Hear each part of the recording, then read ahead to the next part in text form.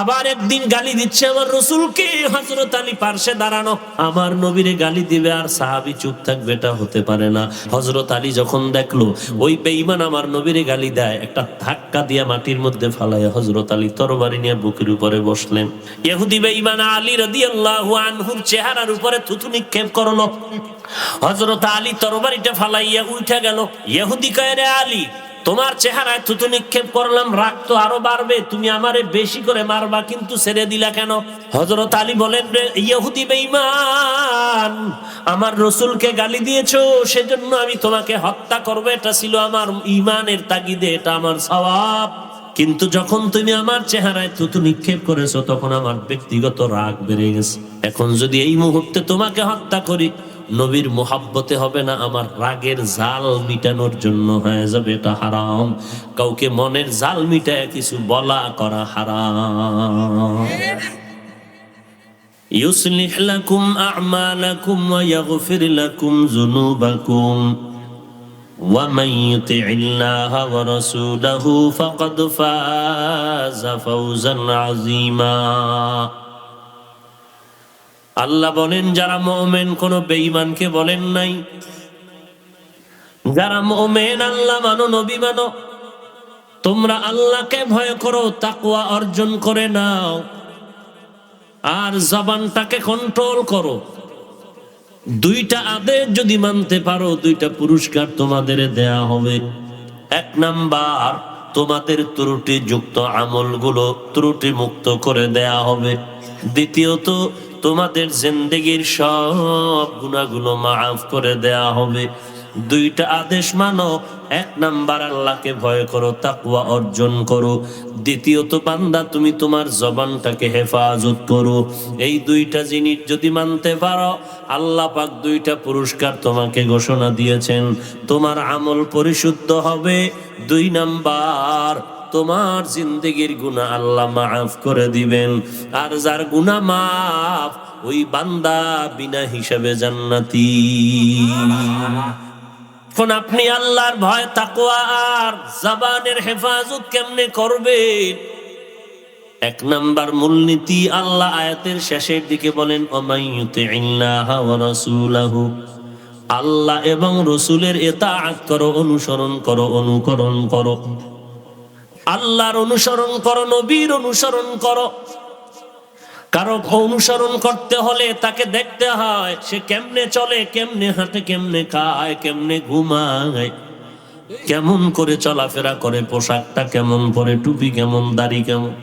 ও আল্লাহ, আপনারে তো দেখবো দূরের কথা, দেখার তো কোনো রাস্তাই নেই, কারণ আপনার কোনো বডি নাই, কোনো ছায়া নাই। ও আল্লাহ, আপনার কোনো আকার নাই, আকৃতি নাই, লাহান নাই, কোনো আওয়াজ নাই। হিচে কসদর মুলকে উ আম্বাজো নেই, কৌলে উরা লাহনে নেই, আওয়াজ নেই। হিচে কসদর মুলকে উ আম্বাজো নেই, কৌলে উরা লাহনে নেই, আওয়াজ নেই। আল্লাহর কোনো লাহান নাই, কোনো আওয়াজ নাই। আল্লাহকে দেখার কোন রাস্তা নাই। তো আল্লাহ তোমার অনুসরণ কেমন করে করব? কেমনে তুমি হাঁটো, কেমনে তুমি চলো, কেমনে তুমি খাও?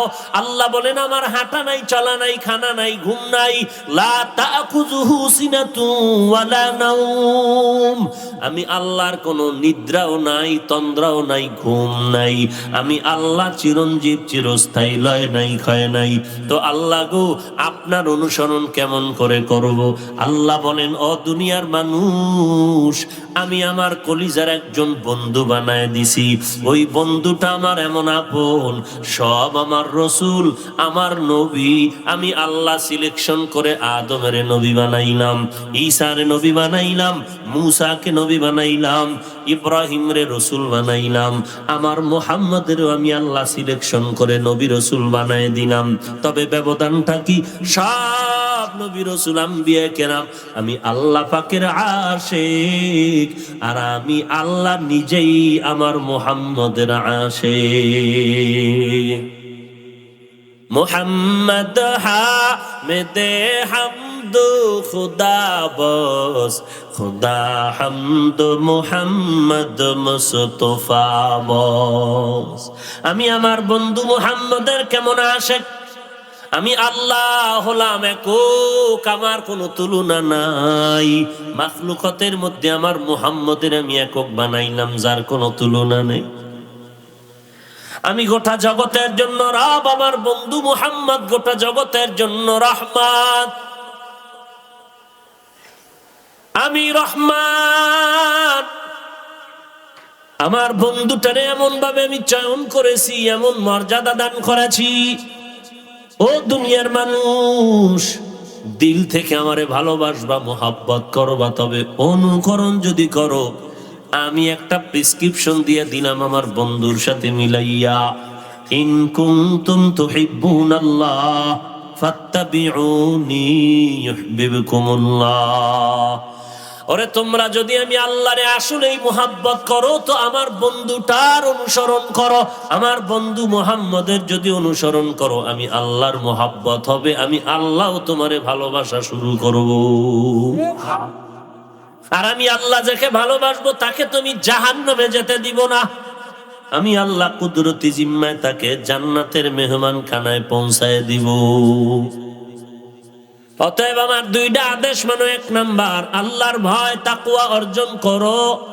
দ্বিতীয়ত, জবানটাকে হেফাজত করো রে গোলাম। আল্লাহর ভয় অন্তরে ঢুকাও, কারণ আল্লাহ যত বড়, তার রহমত তার দয়া তত বড়, তার আযাবও তত বড়।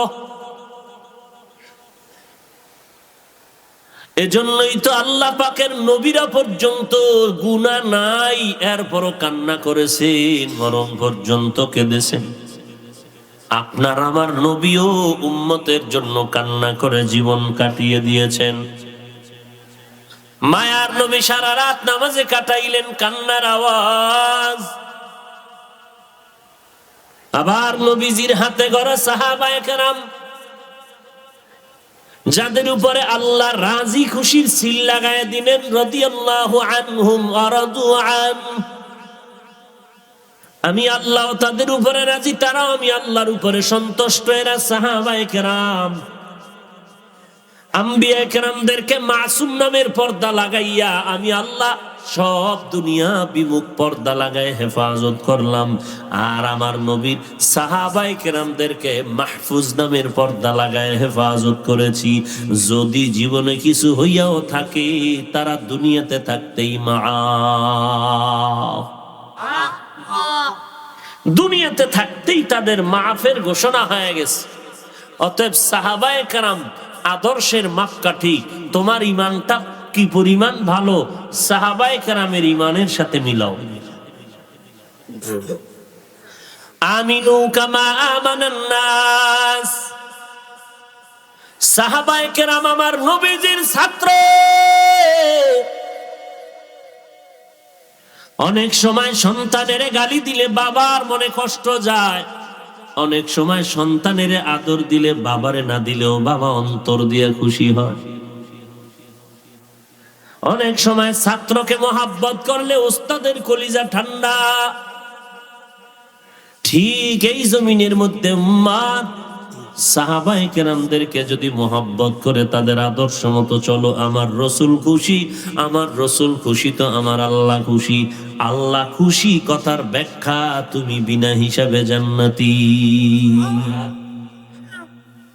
তোমার খাইয়া লইয়া কাম নাই, তোমার বউয়ের খবর কি, তোমার মাইয়ার খবর কি, তোমার ছেলের খবর কি, তোমার ভাই বোনের খবর কি, তোমার আব্বা আম্মার খবর কি, তোমার এলাকার খবর কি, তোমার সমাজের খবর কি, তোমার দেশের খবর কি, সব খবর বাদ দিয়া কোন সাহাবী কি অন্যায় করছে এডি নিয়ে ঘুরোখানে মুনাফিক।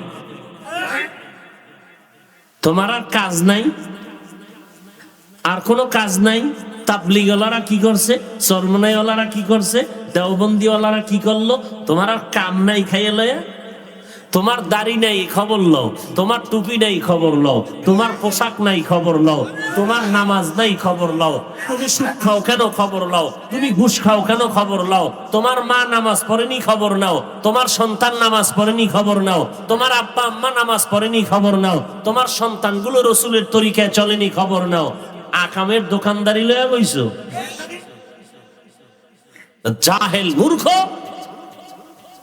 নির্লজ্জ, বেহায়া। আদার ব্যাপারে জাহাজের খবর নিস না, কপালে আগুন লাগবে।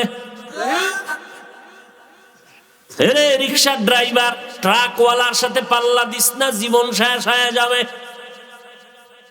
আউযুবিল্লাহ পারে না, কোরআন শরীফের আরবি বুঝে না, বুখারী শরীফ আরবি দিলে কিচ্ছু পারে না, বোবা হয়ে দোয়ায় নুস পরে ভিতরে ভিতরে।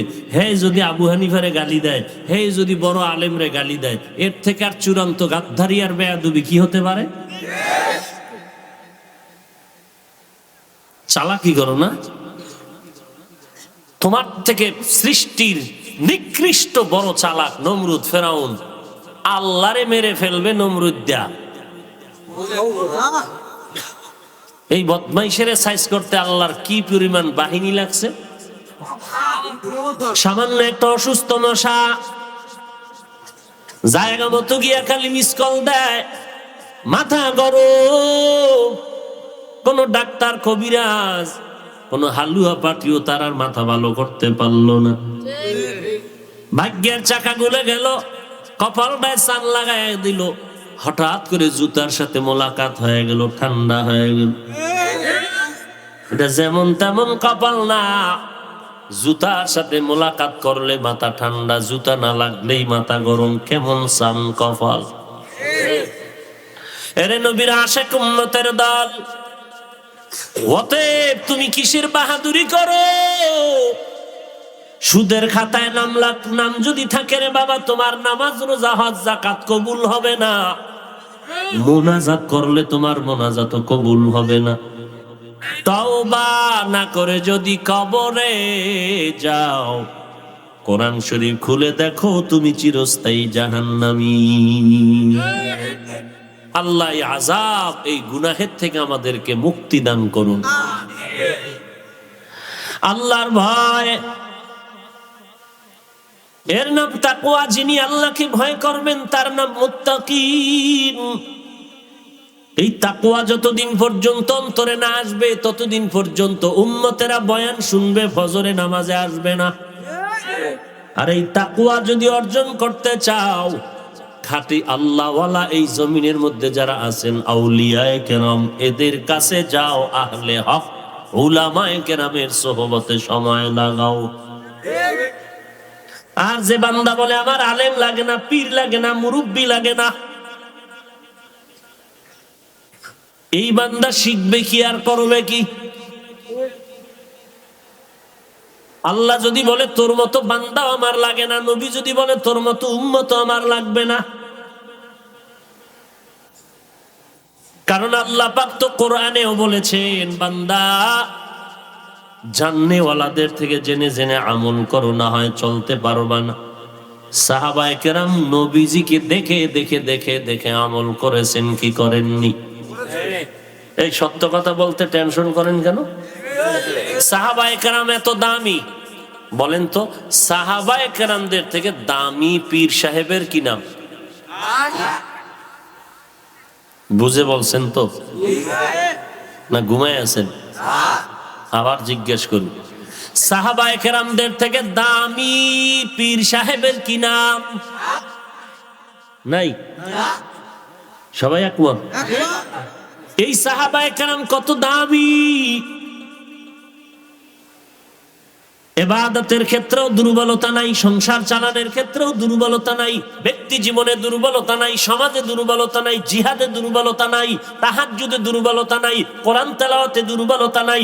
2 দিনে 1 খতম। কয় দিন?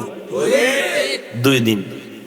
আর আমরা পুরো বছরে 1 খতম দিতে পারি না, কিন্তু দুঃখ রমজান যখন এসে যায় তখন আমরা 2 খতম দিতে খবর হয়ে যায়। আম্মা জানেরা বারবার কাগজ পাঠায়, হুজুর 26 খতম হয়ে গেছে কদরের আগেই। কি করছে আল্লাহ জানে, আমাকে 2 খতম দিতে খবর হয়ে যায়, 26 খতম দিয়া লাইছে সবে কদরের আগে। কি পড়ছে? 1 বার সূরা ফাতিহা, 3 বার সূরা ইখলাস, 1 খতম।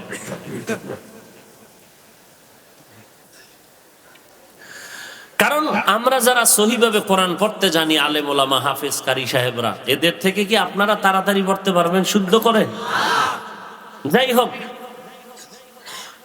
আল্লাহ সবাইকে বুঝার আমল করার তৌফিক দান করেন। তো সাহাবায়ে কেরামরা তাকওয়ার দিকেও ঘাটতি নাই, ইখলাসের বেলায় ঘাটতি নাই, আছে? এত আমলওয়ালা হওয়ার পরেও সারাটা রাত কান্না করে জীবনটা কাটাইতে। আবার 10 জন সাহাবার নামে জান্নাতের সুসংবাদও তারা আসছে, দুনিয়াতে পেয়ে গেছে। কয়জন? আশারায়ে মুবাশশারা 10 জন সাহাবা দুনিয়াতে জান্নাতের গ্যারান্টি কার্ড পেয়েছে। এরপরেও মরণ পর্যন্ত কান্নার আওয়াজ, আবু বকরের কান্নার আওয়াজ, ওমরের কান্নার আওয়াজ, ওসমানের কান্নার আওয়াজ, হযরত আলীর কান্নার আওয়াজ। জান্নাতের টিকিট পাইয়াও তারা কেন কাঁদলেন? একমাত্র কারণ হলো তাকওয়া, আল্লাহর ভয়। কবরে একা কি করে থাকবো? সেই তুলনায় আপনার আমার আমল তো ওটা কাগজে উডারি কথা না। কারণ যেই চেহারা লয়ে মসজিদে যায়, অজুটাও ঠিক মতো করি না, 10টা মিথ্যা কথা কয়ে মসজিদে ঢুকছি, চায়ের দোকানে বয়ে আড্ডা করেছি, এরপর একটা গেঞ্জি আর পোশাক পরে ঢুকলাম আল্লাহর বাড়িতে আল্লাহর মেহমান হইয়া, যেই পোশাকের মধ্যে বাঘ ভল্লুক আর বানর শুয়োরের ছবি। তোমার আমার মতো এইরকম নামাজীদেরকে আল্লাহ বলেছেন ফাওয়াইলুল লিল মুসাল্লিন, নামাজীর জন্য ওয়াইল নামক জাহান্নাম। বড় কঠিন। বিয়ের অনুষ্ঠানে নতুন জামা পইরা যায় সবাই, ঠিক না? আর আল্লাহর বাড়িটা কি এতই দুর্বল? আল্লাহ আমাদেরকে দাওয়াত দিচ্ছেন হাইয়া আলাস সালাহ, আর সে আল্লাহর বাড়িতে যায় ময়লা জামা নিয়া, ছবিওয়ালা জামা নিয়া। ইমাম সাহেব বললেও তো চাকরি রাখা কঠিন হয়ে যায়। কেন? এই যে সভাপতির গোলারে কথা কইতে সাবধান, কথার কথা। এই হালাতই তো চলছে। মসজিদে রাজনীতি চলবে না, কিন্তু এখন মসজিদে বেশি বেশি রাজনীতি চলে। তাহলে কি নামাজ পড়েন? যারা শুধু জুমায় যায় তো পুরা নামাজ পড়ে না, ইমামের সালামের পরে দৌড়। পরে যার 4 রাকাত সুন্নাত ছিল খবর নাই। শুধু তাকওয়া। সাহাবায়ে কেরাম এত বেশি আমলওয়ালা, তাকওয়াওয়ালা, এরপরও কান্না করেছেন কবরের আযাবের ভয়ে। তো সাহাবায়ে কেরাম যে এত সুন্দর ইখলাস আর আমল শিখলেন কার থেকে একটু বলেন তো? বলেন, সবাই বলেন। এই মোনাজাত দিয়ে দিব, কি সমস্যা কোনো? এই এলাকায় জীবনে আইসিনি, এইবার আইলাম আর না আইলাম সমস্যা কি? হ্যাঁ, মেহমানের কদর করবেন, এটা রাসূলের সুন্নাত। মেহমানদের দাওয়াত দিয়ে যদি পিছের দরজা দিয়ে ফালায় যান, এই অভ্যাস বড় খারাপ। আপনারা মেজবান, আমি মেহমান। তো সাহাবায়ে কেরাম এত সুন্দর আমল শিখছেন কার থেকে? স্পষ্ট জিহ্বা নাড়ায় বলবেন, ফেরেশতারা লিখবেন। বলেন, সাহাবায়ে কেরামরা এত সুন্দর আমল শিখছেন কার থেকে? নবীজির থেকে। সবাই একমত? সবাই একমত? এবার আমার আবার প্রশ্ন, সাহাবায়ে কেরাম নবীজির থেকে আমল শিখবেন কেন? তখন কোরআন হাদিস ছিল না। হ্যাঁ ছিল, তাহলে এরপর নবীর থেকে শিখলেন কেন? কোরআন হাদিস তারা বুঝতেন না। বুঝতেন? কেমন বুঝতেন? আবু হানিফার থেকে কম। জি ভাই, ডাক্তার জাকির নায়েক সাহেব থেকে কম। তুলনাই, কোন তুলনা নাই। কথা ঠিক? এইবার জবাব, সাহাবায়ে কেরাম কোরআন হাদিস বুঝেছেন, পড়েছেন, জেনেছেন, এরপরেও কেন নবীজিকে দেখে দেখে আমল শিখেছেন? কিয়ামত পর্যন্ত আনেওয়ালা উম্মতের শিক্ষা দিলেন, উম্মত কোরআন হাদিস যতই জানো, আমলের ক্ষেত্রে আদর্শ শিখতে হলে নবীর ওয়ারিস ওয়ারাসাতুল আম্বিয়া উলামায়ে কেরাম থেকে শিখতে হবে। নিজে নিজে পণ্ডিত হইও না, সাবধান। নিজে নিজে যতই জানো, আর একজন বড়র পেছনে না গেলে বড় হতে পারবা না। নিজেকে যদি বড় বানাতে চাও, বড়দের কদমে নিজেকে বিলীন করে দাও। এরপরে সাহাবায়ে কেরামদের পরে আসছেন তাবিন। তাবিনরাও তো কোরআন হাদিস জানলেন, পড়লেন, এরপরেও সাহাবায়ে কেরামদের দেখে দেখে আমল শিখছেন। দেখেন নাই? এইভাবে ধারাবাহিক আমাদের কাছে আসছে। অতএব কোরআন হাদিস থাকলেই কাউকে মানা লাগবে না, এই কথাটা সম্পূর্ণ ইসলাম কোরআন হাদিস বিরোধী কথা। আল্লাহর ভয় তাকওয়া অর্জন করো, আর তাকওয়া অর্জনের জন্য একজন খাঁটি আল্লাহওয়ালা, খাঁটি তাকওয়াওয়ালা, যারা গুনাহ করে না, অনিচ্ছায় গুনাহ হইলে তওবা করতেও দেরি করে না, এমন আল্লাহওয়ালার কাছে যাও, গিয়া তার থেকে আমল শিখো। 2 নাম্বার, তাকওয়া অর্জনের পরে জবানটাকে হেফাজত করো, কারণ আল্লাহর ভয় না থাকলে জিহ্বা হেফাজত করতে পারবে না। আল্লাহর ভয় নেই, কি গুনাহ হইলে হোক, আল্লাহর ভয় থাকলে আর বান্দা জিহ্বা দিয়া গালি দিতে পারতো না, আর কারো বিরুদ্ধে কিছু বলতেও। এত বয়ান শুনতেছে, এরপরও ফেসবুকে গালাগালি হয় কি হয় না? একমাত্র কারণ আল্লাহর ভয় নাই। এই জন্য আল্লাহ বলেন আগে তাকওয়া অর্জন করো, এরপরে জবানের হেফাজত করো। জবানটাকে কেমন করে তুমি হেফাজত করবা, এটা বড় একটা অস্ত্র। বলে কেমন? বলে এত সুন্দর নরম একটা জিহ্বা, এটার পাওয়ার অনেক বেশি। কেমন বেশি? বলে এই জিহ্বার একটা কথায় তোমাকে সর্বোচ্চ সম্মানের জায়গায় পৌঁছায় দিবে, আবার এই জিহ্বার একটা কথায় তোমার জিরো বানায় দিবে, সম্মান ধুলায় মিশায় দিবে। অতএব কন্ট্রোল করে কথা কও, হেফাজত করো, মিথ্যা কথা বলবা না, গালাগালি করবা না, সাবধান। আমার রসুলের জবানে জীবনে কোনো একটা গালি আসে নাই, বরং নবীকে যারা গালি দিয়েছে নবী চুপচাপ গালি শুনতেন, জবাব দিতেন না। আর জবাব না দিয়া চুপ থাকাটাই বেঈমানের হেদায়েতের কারণ হয়ে যেত। আমার নবীরে গালি দিচ্ছে, অনেক গালি, অনেক গালি। পার্শ্বে দাঁড়িয়ে আছেন আবু বকর, এক পার্শ্বে দাঁড়িয়ে আছেন ওমর।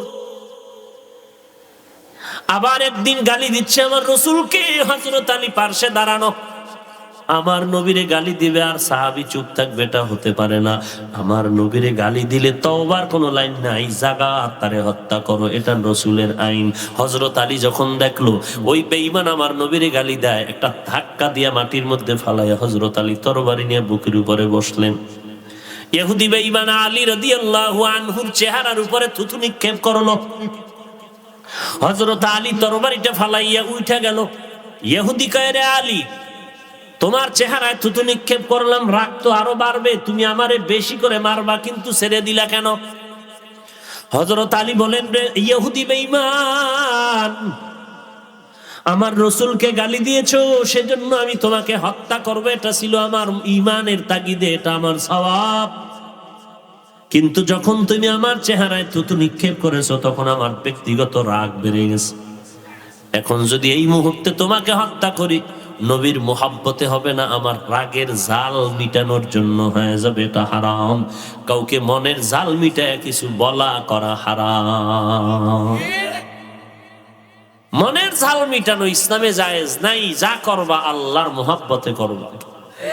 কাউকে আমি বন্ধু বানাবো আল্লাহর মুহাব্বতে, কাউকে দুশমন ভেবে দূরে রাখবো, তাও আল্লাহর মুহাব্বতে। হুব্বু ফিল্লাহ ওয়াল বুগযু ফিল্লাহ। তো 1 নম্বরে গালি দেওয়া যাবে না, মিথ্যা কথা বলা যাবে না। 3 নম্বর, এই জবান দ্বারা কারো গীবত শিকায়াত করা যাবে।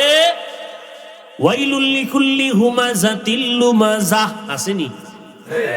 এই যুবক, বাহাদুরি তো কম করলি না, যৌবনের মাস্তানি তো কম করলি না রে বাবা। আমিও তো তোর মতো একটা যুবক সন্তান। আমি শার্ট প্যান্ট টাই লাগায়া দাড়িটা কামাইয়া যদি হারমোনিয়াম বাজাইতাম, গান বাজাইতাম, কে আমার গান না শুনতো? আমি যদি পিস্তল নিয়ে সন্ত্রাসী কর্মকাণ্ডে লিপ্ত হতাম, আমারে বড় বড় সন্ত্রাসীরা নিজেরা তারে আমাকে কত আদর করে ব্যবহার করত। কিন্তু বাবা, এই টুপির কারণে কত মানুষ গালি দেয়, জামার কারণে গালি দেয়, মাদ্রাসায় পড়ার কারণে গালি দেয়, দাড়ির কারণে কত মানুষ বাঁকা নজরে তাকায়, কত বাজে কথা বলে।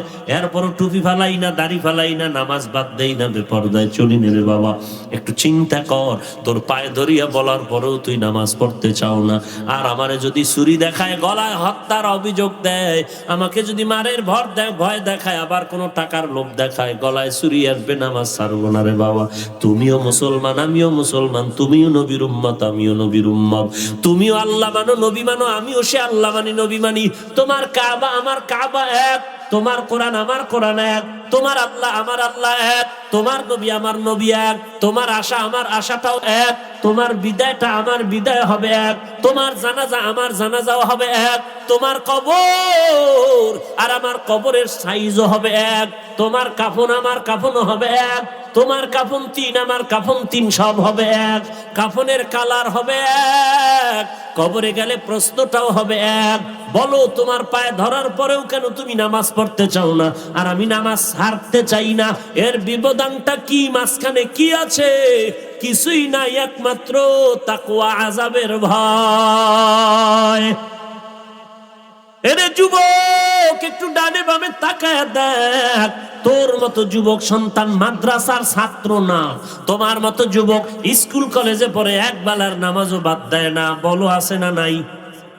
তুমি বালিশে মাথা লাগায় নিজের প্রশ্ন করিও, তুমি কেন পারো না? তোমার মতো যুবক র্যাব, আর্মি, পুলিশ, বিডিআর এর চাকরি করে, doctor, doctor, professor, engineer, OC, DCS, PIG, অভাব নাই, 5 ওয়াক্ত নামাজ পড়ে, তুমি কেন পারো না? তোমার বিবেকের জিজ্ঞেস করে রাত্রে বেলা ঘুমাইও। ও বান্দা, তোমার মতো যুবক কৃষি কাজ করে, শ্রমিকের কাজ করে, ড্রাইভারি করে, নামাজ বাদ দেয় না, তুমি কেন পারবা না রে বাবা? ও আল্লাহর বান্দা, তুমি কেন নামাজটা পড়তে পারো না? একটু নিজের প্রশ্ন করো, কারণ ঘুমের মধ্যেও তো অনেকের মরণ হয়। তুমি যদি ঘুমাইতে যাও, যদি আজরাইল আল্লাহ পাঠায় দেয়, তোমার মরণ হয়ে যাবে, মাও কান্না করে রাখতে পারবে না। দেখবা তোমার মা কাঁদতেছে, আমার সন্তান নাই। একদল কান্না করে যাবে কবর খনন করার জন্য, কেউ বাঁশ কাটার জন্য, কেউ কাফন কেনার জন্য, কেউ গরম পানি করার জন্য। তোমার চিরবিদায়ের গোসল দিবে, জানাজা পড়াইয়া বাঁশবাগানে কবরস্থানে যখন তোমাকে নেওয়া হবে, এমন একটা জায়গায় কবর দিবে, যেই জায়গায় দিনের বেলাও যাইতে বড় ভয় লাগে। এরে আল্লাহর বান্দা, একটু বালিশে মাথা লাগায় চিন্তা করিও, ওই কবরে একা কেমন করে থাকবা? সাহাবায়ে কেরাম এত আমল করার পরেও যদি কান্না করে, তোমার আমার কি পরিমাণ কান্না করা দরকার? ওরে আল্লাহর বান্দা, পাও দুইটা যদি আগায় দিতি, আমি পায়ে হাত রেখে বলতাম, আর আল্লাহর আদর্শ, আল্লাহর বিধানকে লঙ্ঘন করে, নবীর আদর্শকে জবাই করিয়া আর চলিস না রে বাবা। আজকে টুপি মাথায় দিলাম, তুমি আজকে বলো, টুপি মাথায় দিলে গরম হয়, তোমার বুঝ আছে, এই বুঝটা কি আমার নাই রে বাবা? তুমি বুঝো গরম হয়, আমি কি বুঝি না? ওরে লম্বা জামা পরলে শরীরটা আটকায় যায়, তুমি বুঝছো, আমি বুঝি না। ব্যাপারটা এমন না, একমাত্র জাহান্নামের ভয়ে আল্লাহর মহব্বতে চলতেছি। দুনিয়াটা কিছুই না রে বাবা। তারপরেও তো আলহামদুলিল্লাহ, আমরা নবীর তরিকায় চলার কারণে আমাদের খানা বন্ধ হয় নাই, আমাদের ঘুম বন্ধ হয় নাই, আমাদের বাজার ব্যবসা চাকরি বন্ধ হয় নাই, আমাদের বিয়ে শাদী সন্তানাদি বন্ধ হয় নাই, আমাদের স্বাধীনতা নষ্ট হয় নাই। তোমাকে শয়তানে ধোকায় ফালায় রাখছে রে বাবা। মনটারে একবার জিজ্ঞাসা করি, ওরে মন, আমার মতো যুবক যদি স্কুল কলেজে পড়িও নামাজ পড়ে, আমি কেন পারবো না? আমার মতো যুবক যদি চাকরি করে, ব্যবসা করে, নামাজ পড়ে, আমি কেন পারবো না? না, আমাকে শয়তানে ধোকা দিয়ে রেখেছে। আজকে থেকে আল্লাহর ভয় নিয়ে তওবা করব, আর জীবনে নামাজ ছাড়বো না, মা বাবাকে কষ্ট দিব না, আলেম ওলামাদের বিরোধিতা করব না, জবানটা দিয়া কখনো মিথ্যা আর গালাগালি করব না, গীবত শেকায়াত করব না। এই জবান দ্বারা কোরআন পড়ব, জিকির করব, নবীর দরুদ ও সালাম পড়ব। আর জীবনে আর কোনোদিন গুনাহের কাছেও যাব না, আর কোনোদিন নবীর তরিকার বাহিরে চলবো না, দেশের বিরুদ্ধে জাতির বিরুদ্ধে ষড়যন্ত্র করব না। তওবা যদি করার নিয়ত থাকে রে বাবা, সবার কপালে তওবা নসিব হবে না, সবাই জান্নাতের মেহমানও হতে পারবে না। আল্লাহ পাক যাকে কবুল করবেন সেই তওবা করার সুযোগ পাবে। অতএব আল্লাহর কাছে তওবা করেন সবাই। ও আল্লাহ, আমার মতো গুনাহগার এই জমিনের মধ্যে আর একজনও নাই। আমার গুনার খবর আমার মা বাবা ভাই বোন জানলে তো আমাকে তাড়ায় দিত, ঘৃণা করত। আয় আল্লাহ, আপনি জানার পরেও তো রাগ করে পানি বন্ধ করেন নাই, বাতাস বন্ধ করেন নাই। আয় আল্লাহ, আপনার নিয়ামত সব আমাকে দিয়া রেখেছেন। আমি আজ আপনার কাছে লজ্জিত হইয়া তওবা করতেছি, আর কখনো গুনাহ করব না, নামাজ ছাড়ব না, মা বাবার সাথে বেয়াদবি করব না। আয় আল্লাহ, আমাদের তওবা করার তৌফিক দান করেন, আমাদের তওবার উপরে মজবুত হয়ে চলার তৌফিক দান করেন। আমিন।